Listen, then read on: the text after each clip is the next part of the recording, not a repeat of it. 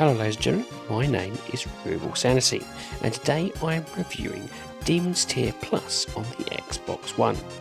This has been developed and published by Cat Games. So what is Demon's Tier? Demon's Tier is a 16-bit RPG roguelike twin-stick shooter with elements of action, adventure and arcade that has procedurally created dungeons ready for you and a partner to explore and conquer. The premise is a mysterious pit has appeared in the village after a huge earthquake where a dark and evil aura emanated from.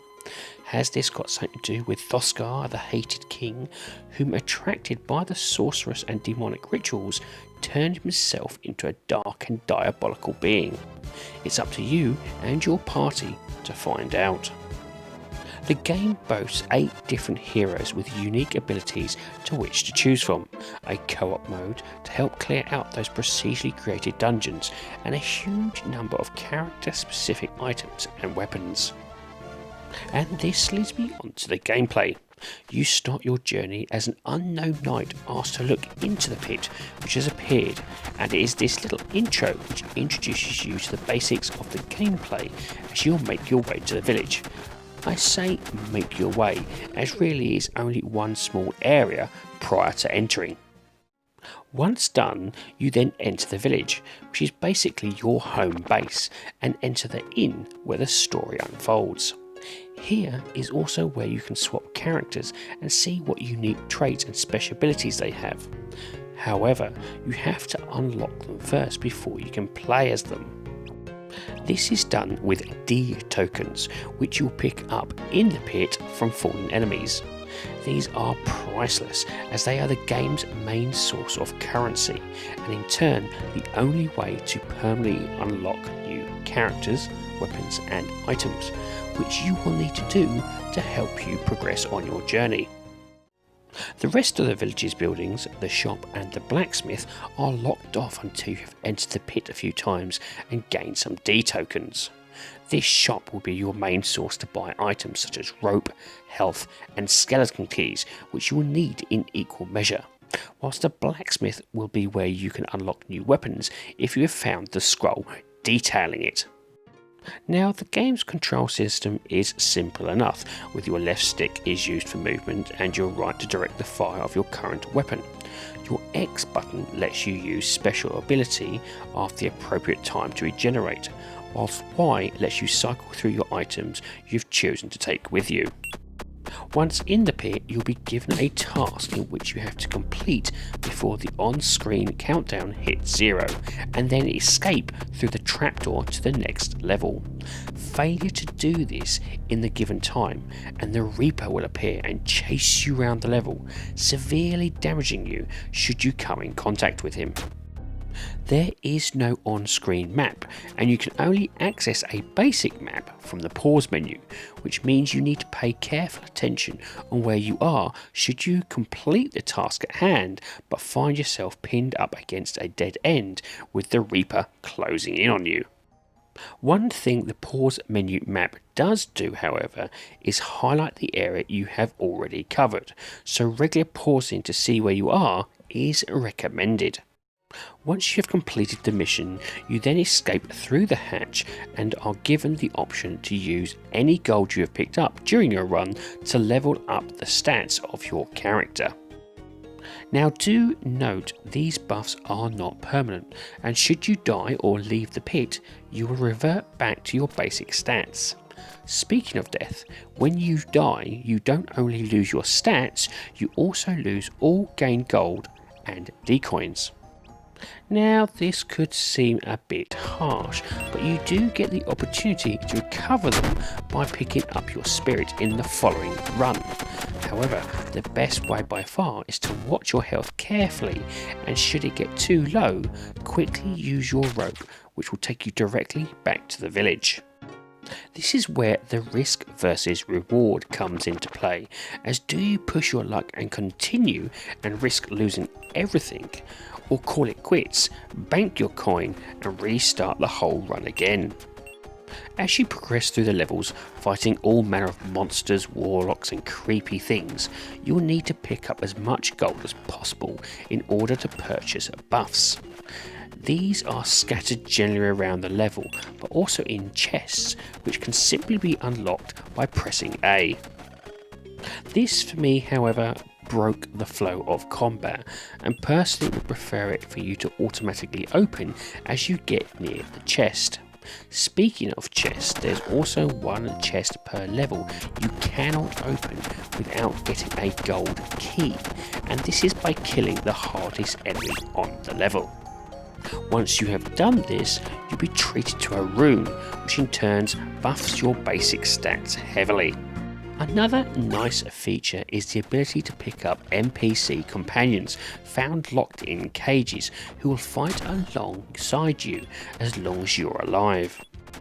They don't do anything special besides providing you with an extra stream of firepower, but that alone can help you whittle down enemies' health substantially.